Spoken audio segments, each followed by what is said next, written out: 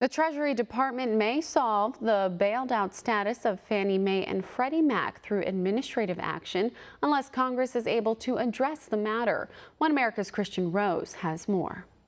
Treasury Secretary Mnuchin says there are executive options to tackle the lingering issue of the failed mortgage giants Fannie Mae and Freddie Mac. Mnuchin urged Congress to address the complex set of issues associated with the two government-sponsored enterprises.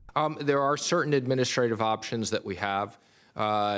These entities are very complicated, and I would just say my strong preference would be to work with Congress on a bipartisan basis to reach a long-term solution. Fannie Mae and Freddie Mac were bailed out almost 10 years ago after the collapse of their business model of private profits and government-subsidized losses triggered a meltdown in residential real estate and became one of the key causes for the Great Recession. The Treasury still owns preferred stock and majority stakes at the two GSEs after the bailout. Back in 2015, a legislation authored by GOP Senator Bob Corker blocked the Treasury from selling its stakes in Fannie Mae and Freddie Mac. The provision expired earlier this year.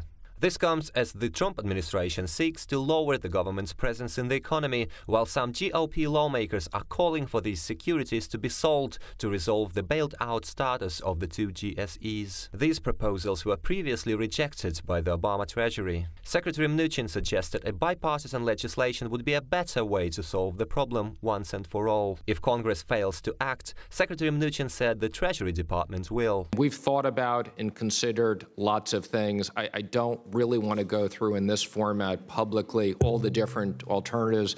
You and I have spoken. I'd be more than happy to come see you. But there are lots of alternatives. I just want to be careful, given that they do have different market impacts. Experts warn an executive solution could affect the value of mortgage-backed securities and impact the broader stock market in the short term. Secretary Mnuchin said while this may become an inevitable necessity, the government still may provide some form of accommodation to ensure availability and affordability of the 30-year fixed mortgage. Kristian, Rouz, One American News. We can use your help. Call your cable provider and kindly demand that One American News is added to your lineup. Call today.